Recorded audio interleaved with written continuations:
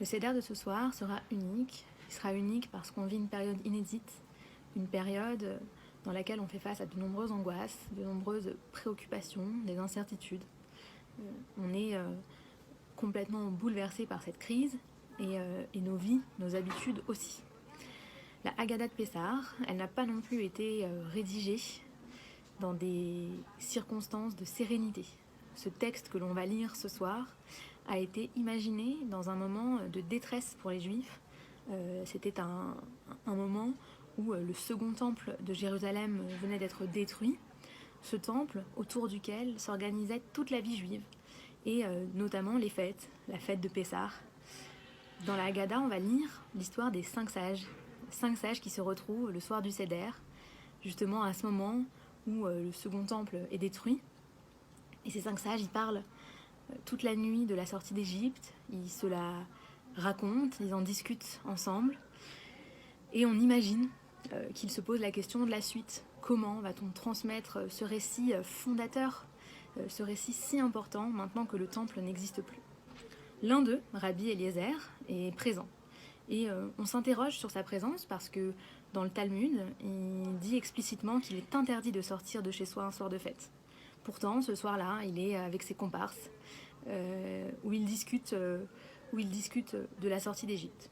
Et donc on comprend que dans des circonstances de détresse, des circonstances où on est forcé à agir différemment de nos habitudes, eh bien, peuvent émerger des nouvelles idées et des récits, des nouvelles habitudes, des choses que nous allons transmettre. La Haggadah elle-même, elle est imprégnée de son temps. Elle est imprégnée de son temps parce que symboliquement, de nombreux mots qui sont présents dans la Haggadah et notamment les éléments de ce Seder sont des mots grecs. Et puis les symboles de la liberté sont imprégnés du monde gréco-romain dans lequel vivaient à l'époque les Juifs. Et donc on se demande cette année comment est-ce qu'on va raconter la sortie d'Égypte. Et puis comment on va raconter plus tard ce confinement, comment est-ce qu'on va raconter ce qu'on vit en ce moment, comment est-ce qu'on va transmettre cette mémoire de cette situation complètement inédite dans nos vies.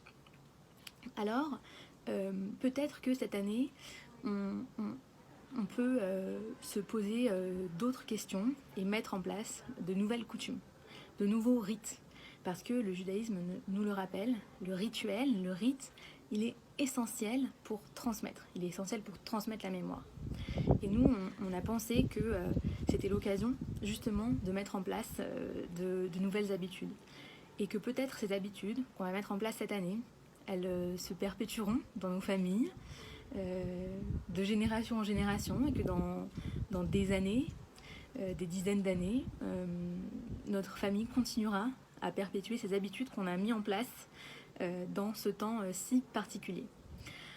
Alors on a pensé à plein de choses et évidemment il existe des dizaines, des centaines de possibilités d'être créatif, mais on pourrait par exemple imaginer que c'est l'occasion de réciter des poèmes. La poésie, comme la musique, on le sait, elle adoucit les mœurs et les esprits. Et donc il existe des poèmes qui parlent de liberté, qui parlent de transmission, de mémoire. On peut penser à Paul Éluard par exemple, et à de nombreux autres poèmes. Il peut s'agir aussi de récits, de livres qu'on a lus récemment, qui nous parlent en cette période si particulière. Et on peut aussi soi-même écrire quelque chose, un texte, un récit, un poème, sur ce qu'on ressent en ce moment, sur ce que fait ressortir en nous ce confinement.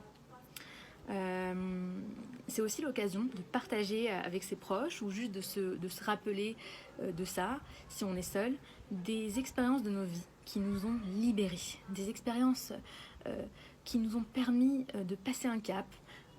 On a pu par exemple être enfermé dans une certaine croyance qui nous empêchait d'avancer, et quelqu'un ou quelque chose, une expérience nous a permis de se libérer de ce carcan mental. On se questionne pourquoi et on se rappelle de ces moments fondateurs de nos vies.